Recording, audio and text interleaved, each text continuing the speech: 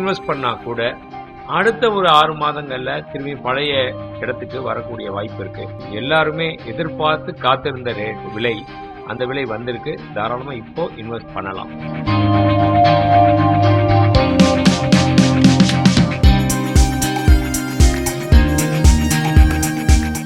$1,34,400 ஒரு சவரன் அப்படி இருந்த தங்கம் இப்போ வந்து $1,04,240 அப்படின்ற அளவுக்கு வந்திருக்கு.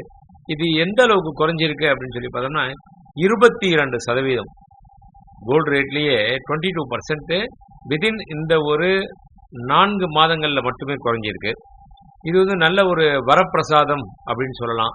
ஏன்னா விலை ஏறி போச்சே, எப்படா இன்வெஸ்ட் பண்றது அப்படின்னு சொல்லி ஏங்கிக்கிட்டு இருந்தவங்களுக்கு பொறுத்த வரைக்கும் 22% விலை குறைஞ்சிருக்கு அப்படின்னா கண்டிப்பா இப்போ இன்வெஸ்ட் பண்ணா கூட அடுத்த ஒரு 6 மாதங்கள்ல திரும்பி பழைய இடத்துக்கு வரக்கூடிய வாய்ப்பு இருக்கு. அதனால இந்த ஒரு ரேட்டுன்றது எல்லாருமே எதிர்பார்த்து காத்திருந்த விலை, அந்த விலை வந்திருக்கு. தாராளமா இப்போ இன்வெஸ்ட் பண்ணலாம்.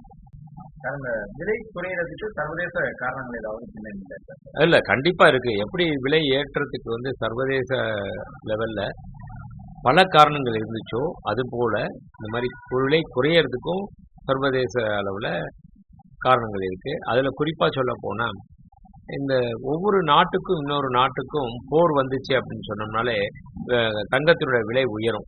இதுதான் நம்ம இதுவரைக்கும் பார்த்துட்டு இருந்த ஒரு விஷயம். ஆனா இந்த முறையும் அதே மாதிரி போர் வந்த உடனே, அறிவிப்பு வந்த உடனே, அமெரிக்கா ஈரான், இஸ்ரேல் ஈரான் போர் வந்த உடனே தங்கத்தினுடைய விலை உயர்ந்துச்சு. ஆனா அதுக்கப்புறம் இந்த ஹார்மோஸ் ஜலசந்தியில வந்து கப்பல்லாம் வராம போக்குவரத்தை தடை பண்ணாங்க ஈரான். உடனே பாத்தீங்கன்னா இந்த ஆயில் வந்து டிமாண்ட் ஆயிடுச்சு. அதுவும் குறிப்பா சவுத் ஏஷியா இருக்கு இல்லையா, அதுல ஃபுல்லா supply India, China, Japan, Thailand, Indonesia, இவங்க எல்லாத்துக்குமே ஆயில் எங்க இருந்து வருதுன்னா ஈரான்ல இருந்து தான் வருது. அது எல்லாம் தடைப்பட்ட உடனே ஆயிலுடைய பிரைஸ் வந்து விலை உயர ஆரம்பிச்சிருச்சு. அப்படி விலை உயர உயர உயர பார்த்தீங்கன்னா $60 இருந்தது, டபுள் ஆயிடுச்சு. $60 ஒரு பேரல் இருந்தது $120 அப்படின்ற அளவுக்கு வர ஆரம்பிச்சது. ஸோ இன்வெஸ்டர்ஸ் எல்லாருமே இதை பயன்படுத்தி லாபம் சம்பாதிக்கும் நோக்கத்தோட எல்லாமே மற்ற துறைகளில் இதெல்லாம் இன்வெஸ்ட் பண்ணி வச்சிருந்தாங்களோ அதெல்லாம் எடுத்து ஆயிலில் போட்டாங்க. அதுவும் குறிப்பாக சொல்ல போனால் தங்கத்தில் இன்வெஸ்ட் பண்ணதை எடுத்து ஆயிலில் போட்டாங்க. அந்த டைம்ல தங்கத்துடைய விலை குறைய ஆரம்பிச்சது. அது மேலும் கொஞ்சம் கொஞ்சமாக குறைய ஆரம்பிச்சது. இதற்கு எல்லாமே ஒரு முற்றுப்புள்ளியா பார்த்தீங்கன்னா அமெரிக்காவும் ஈரானும் அமைதி ஒப்பந்தம் ஏற்படுத்தினாங்க, போர் நிறுத்தம் அப்படின்றதுக்காக. வந்த உடனே திரும்பி கொஞ்சம் பழையபடி விலை உயர ஆரம்பிச்சது. அந்த விலை உயர ஆரம்பிச்சது, அமெரிக்கா திருப்பி பாம்பு போட ஆரம்பிச்சுட்டான் ஈரான் மேல. இது ஒரு பக்கம் பேச்சுவார்த்தை ஒரு பக்கம் போனாலும் இந்த பாம்பு போட்ட உடனே திரும்பியும் பழையபடி ரேட் குறைய ஆரம்பிச்சது. ஏன்னா ஆயில் பிரைஸ் ஏறுமோ அப்படின்ற கலக்கத்துல எல்லா இன்வெஸ்டர்ஸையும் எடுத்து அதுல போட ஆரம்பிச்சிட்டாங்க. இதுதான் இந்த விலை ஏற்றத்துக்கும் இறக்கும் உண்டான காரணம். 6 மாதத்துக்கு பிறகு மீண்டும் அந்த ஒரு உச்ச விலையை தாண்டி போறதுக்கான வாய்ப்பு இருக்கிறதா சொல்லியிருக்காங்க. ஆமா, எவ்வளவு வர போறதுக்கு வாய்ப்பு இருக்கு? ஆனா ஒரு 7-8 மாசத்துக்கு முன்னாடி நம்ம சொன்னோம் $1,00,000 வந்து ஒரு சவரன் போடுறதுக்கான சூழல் இருக்குன்னு சொன்னீங்க. அதே போல வந்து 1,00,000 கடந்து 1.35 வரை கூட போனுச்சு. இனிமே ஒரு விலை உயர்வு இருந்தா அது எவ்வளவு உச்சத்தை போய் தொட்டுட்டு அதுக்கப்புறம் கீழே வாய்ப்பு இருக்கு?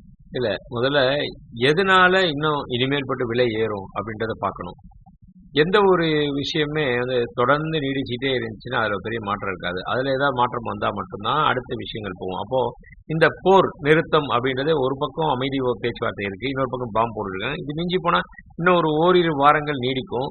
அப்ப நீடிக்கிறதுக்கு அப்போ இது வந்து $1,04,240 இருக்கின்ற தங்கம் $1,00,000 போல வரும். அதுக்கப்புறம் பாத்தீங்கன்னா எப்படியும் கண்டிப்பா ஒரு போர் நிறுத்தம் வந்துடும். போர் நிறுத்தம் வந்தாச்சு அப்படின்னா படிப்படியா விலை உயர ஆரம்பிக்கும். பழையபடி விலை கொஞ்சம் கொஞ்சமா விலை உயர ஆரம்பிக்குது அப்படின்னாலே மற்ற துறைகள்ல இருந்து எடுத்து தங்கத்துல போட ஆரம்பிப்பாங்க. அதுக்கு ஒரு 6 மாத காலங்கள் தேவைப்படும். அந்த 6 மாத காலங்கள்ல வந்து வரலாறு காணாத அளவுக்கு உச்சத்தை அடையும். அப்படின்னா எப்படின்னா $1,34,400 பழைய ரேட்டு. அந்த ரேட்டை தாண்டி $1,35,000 வந்துச்சுனாலே அது ஒரு வரலாறு காணாத உச்சம் தான். அந்த அளவுக்கு கண்டிப்பா வரும். அது மட்டும் இல்ல, அதையும் தாண்டி $1,60,000 ஒரு சவரன், அதாவது ஒரு கிராம் ஒன்று $20,000 அப்படின்னு போறதுக்கு கூட வாய்ப்பு இருக்கு. இப்ப அரசும் வந்து நகைகள் மேல வந்து சில கட்டுப்பாடுகள்லாம் சொல்றாங்க. மத்திய அரசு, பிரதமர்லாம் பொதுமக்களுக்கு சில அறிவுறுத்தல் வழங்குறாங்க. நகை இறக்குமதியால நம்ம அந்நிய செலாவணி குறையுது. இதெல்லாம் வந்து எப்படி சார் பார்க்க வேண்டியது? இல்ல அரசாங்கம் எடுத்திருக்க முடிவு என்னன்னா, ஆம், முக்கியமா வந்து 2 விஷயத்துக்காக தான் நாம வந்து நம்மகிட்ட இருக்கிற அந்நிய செலாவணியை பயன்படுத்துறோம். ஒண்ணு நம்பர் 1 அப்படின்றது ஆயில் அண்ட் கேஸ் இதுக்காக.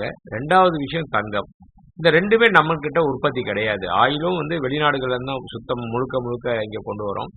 தங்கமும் முழுக்க முழுக்க வெளிநாடுகள்ல தான் வருது. அதாவது சொல்லப்போனா இப்ப கூட ஆந்திராவில் ஒரு சுரங்கம் கண்டுபிடிச்சிருக்காங்க. அதனுடைய சிஎம் சந்திரபாபு நாயுடு போய் அதை போய் பார்வையிட்டு எல்லாமே தொடங்கி வச்சாரு. அது எவ்வளவு வருது அப்படின்னா ஆண்டு ஒன்றுக்கு 400 கிலோ அதுல உற்பத்தி ஆகுதுன்றாங்க. அதாவது 1000 கிலோன்றது 1 டன்.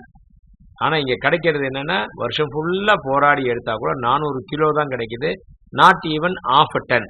ஆனா நமக்கு எவ்வளவு தேவை இருக்கு அப்படின்னு சொல்லி பார்த்தோம்னா ஒரு வருடம் ஒண்ணுக்கு 700ல இருந்து 800 டன் நம்மளுடைய இந்தியாவுக்கு கோல்டு தேவைப்படுது. இப்போ இன்னைக்கு உலகத்திலேயே பாத்தீங்கன்னா மொத்தம் இருக்கிறது 2 லட்சம் டன் தங்கம் பூமியில இருந்து வெளியில இது வரைக்கும் எடுத்து புழக்கத்துல இருக்குன்றாங்க. அது மக்கள்கிட்ட இருக்கு, நாடுகள்கிட்ட இருக்கு. அப்படி இருக்கும் பட்சத்துல முதல் வரிசையில இருக்க 100 நாடுகள், உலகத்துல இருக்கிற நாடுகள் எல்லாத்திலையும் சேர்த்தோம் அப்படின்னு சொன்னா 33,100 டன் நகை வந்து கோல்டு இருக்கு.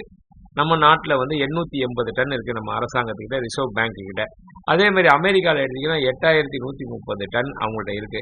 இந்த மாதிரி ஒவ்வொரு நாடுகள்லயும் இருக்கிறது எல்லாம் ஒட்டுக்க சேர்த்தோம்னா 33,100 டன் இருக்கு உலக நாடுகள்ல இருக்க மொத்த தங்கம். ஆனா நம்ம மக்கள்கிட்ட இருக்கிற மொத்த தங்கம்னு பார்த்தா 40,000 டன்னுக்கும் மேல இருக்கு. உலகம் மொத்தம் இருக்க நாடுகளை விட நம்ம மக்கள்கிட்ட ஜாஸ்தி இருக்கு. ஸோ அதுல இருந்து 10% வெளியில கொண்டு வந்தோம், அட்ராக்டிவ் ஸ்கீம் மூலம் கொண்டு வந்தோம் அப்படின்னா 40,000 டன்னுனா வெறும் 4,000 டன் வந்தாலே போதும். நமக்கு இன்னையில இருந்து இனி வரக்கூடிய 5 வருடங்களுக்கு தங்கத்தை இறக்குமதி பண்ணணுன்ற அவசியமே கிடையாது. அதை அரசாங்கம் தலையிட்டு அதற்குண்டான ஆவணப்படுத்தி அதெல்லாம் செய்தாங்கன்னா கண்டிப்பா தங்கத்தினுடைய தேவைகள் குறையும். தங்கத்தை நம்ம வெளிநாடுகள்லேருந்து இறக்குமதி பண்ணணுன்ற அவசியம் இல்லை. இறக்குமதி பண்ணலை அப்படின்னு சொல்ல அந்நிய செலாவணி நம்மக்கிட்ட போதுமான அளவுக்கு கையிருப்பு இருக்கும். அந்நிய செலாவணி போதுமான அளவுக்கு கையிருப்பு இருந்தால் நம்ம வந்து அடுத்த ஆயில் தான் முக்கியமான சோர்ஸ்ன்னு சொல்கிறோம். அந்த சோர்ஸை வந்து எடுக்கிறதுக்கு உண்டான போதிய அளவுக்கு அதிகமான அளவுக்கு நம்மளுடைய அந்நிய செலாவணி கையில் இருந்துகிட்டே இருக்கும். இது ஒரு நல்ல விஷயம். இதை மத்திய அரசாங்கம் செவி சாய்த்து இதை கொண்டு வந்தாங்க அப்படின்னா நல்ல ஒரு மக்களுக்கும் சரி நாட்டுக்கும் சரி அடுத்த வளர்ச்சி பாதையை நோக்கி போகும். கோல்டு குரு சாந்தகுமார், பொதுச் செயலாளர், சென்னை தங்கம் மற்றும் வைர வியாபாரிகள் சங்கம்.